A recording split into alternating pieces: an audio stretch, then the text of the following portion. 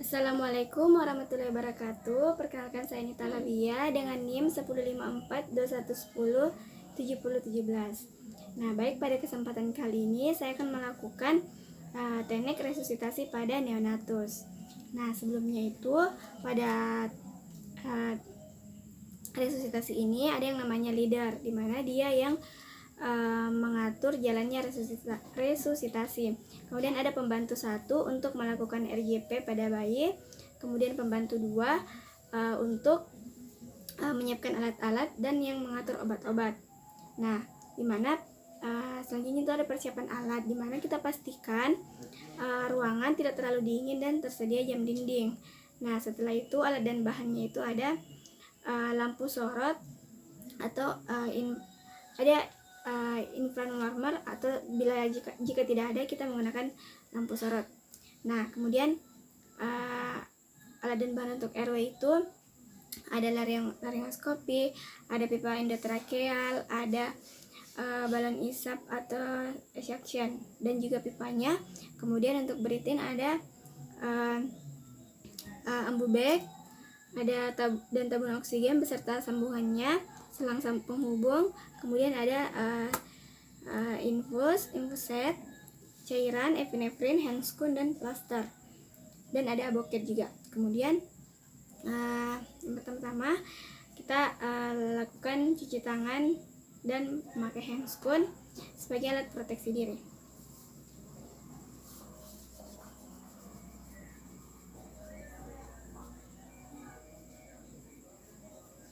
Nah, selanjutnya saya akan menggunakan handscoon. Sini ada 3 kain. Kain pertama itu sebagai alas, kain kedua sebagai bantal, kemudian kain ketiga itu sebagai lapisan kedua untuk mengeringkan badan bayi. Kemudian jika kita menerima bayi, yang kita nilai itu kita pastikan bayinya cukup bulan. Kemudian kita pastikan bayi bernafas atau menangis. Kemudian kita nilai tonus ototnya baik atau tidak. Kemudian jika jawabannya ya, kita letakkan bayi di atas kain dengan dan kita akan lakukan pengaringan. Nah, kemudian nyalakan lampu sorot untuk menerangi, dan pastikan posisi bayi bahunya sejajar dengan ujung bantal. Nah, di mana posisi ini dapat jalan nafasnya terbuka dalam posisi seperti ini. Nah, setelah itu kita bersihkan jalan nafasnya dengan balon isap. Kita lakukan di mulut dan di hidung. Nah, kita tekan, kemudian kita masukkan di mulut, kita lepas tekanannya. Nah, kita buang lendirnya atau cairan yang terikut. Kita lakukan juga di hidungnya. Kita lakukan di masing-masing lubang hidung.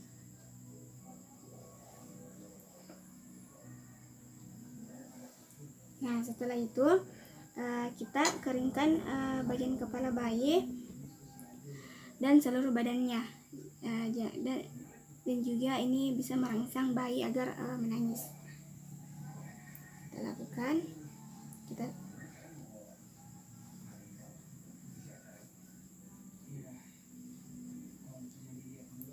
seperti ini.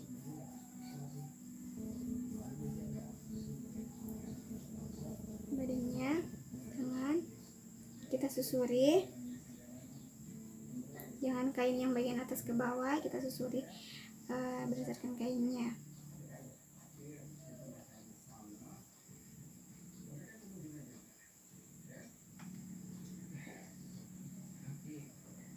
Nah, setelah itu kita lakukan juga di bagian belakang, kita miringkan bayinya seperti ini. Kemudian kita keringkan bagian belakang bayi. Nah, setelah itu kita ini kainnya disimpan di ujung.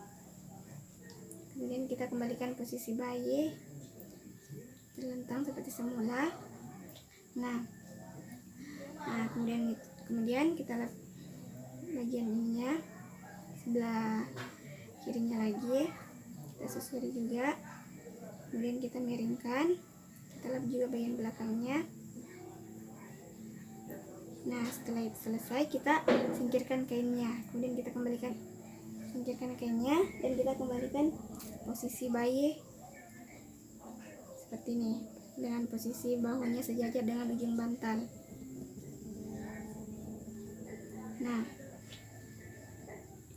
Nah, di sini kita pastikan bayi tidak bergeser atau berpindah tempat karena kita hanya memiringkan dan mengembalikan posisinya seperti semula.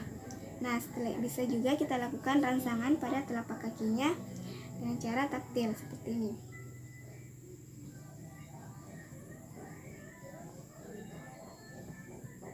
Nah, seperti itu.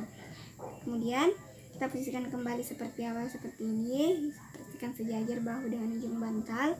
Kemudian setelah itu kita bungkus bayi, pastikan bagian dada tetap terbuka, sedangkan badan yang lain kita bungkus.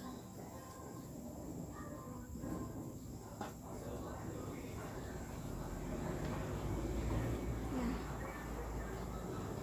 seperti ini. Bagian dadanya tetap terbuka. Nah, kita evaluasi, kita nilai nafasnya, frekuensi jantungnya dengan cara kita hitung 6 detik. Nah, di sini kita 6 detik dikali 10. Nah, di sini jika kita mendapatkan misalnya 7 detik, nah berarti kita kali 10, 7 kali 10 berarti 70. Nah, jika kita dapatkan nafas dan frekuensi jantungnya normal, kita dapat lakukan perawatan rutin. Sedangkan jika bayi bernafas sangat cepat atau sesak, nah kita dapat berikan oksigen pada bayi, oksigen kanul ya. Kemudian kita lakukan lagi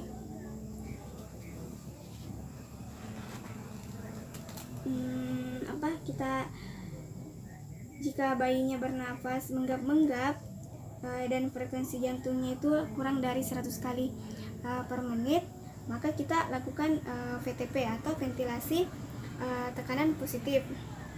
Nah, dengan menggunakan ambubek seperti ini,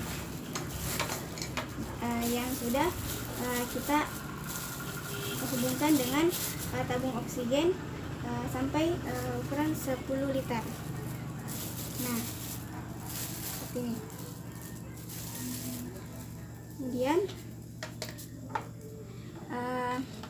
kita pasang maskernya atau sungkumnya pada bayi hingga menutupi mulut dan hidung. Nah, kita pasangkan dulu bayi seperti ini agar memudahkan kita. Nah, kita pasang maskernya. Nah, di sini pada pasang masker kita memegang sungkup dengan posisi C, dimana kita memegang ibu jari dan jari telunjuk, dimana untuk merekatkan sungkup dan jari yang lainnya itu menahan rahang dan kepala seperti ini. Kemudian kita pomponi maskernya dengan pom pas.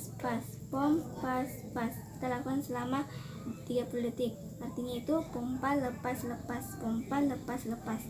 seperti itu. Nah, irama tersebut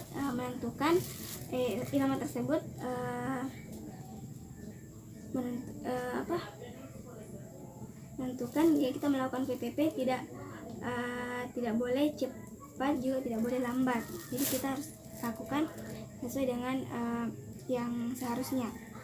Nah, kemudian di sini kita nilai frekuensi jantungnya setelah VTP selama 30 detik dengan stetoskop. Jika tidak ada, bisa memakai tali pusat. Kita menyentuh tali pusat pada bayi selama 6 detik. Kemudian kita kali 10 lagi. Nah, misalnya kita dapatkan lebih dari 100, berarti bayinya dikategorikan bugar. Nah, tapi jika didapatkan kurang lebih dari jika didapatkan lebih dari 100 berarti dikategorikan bugar.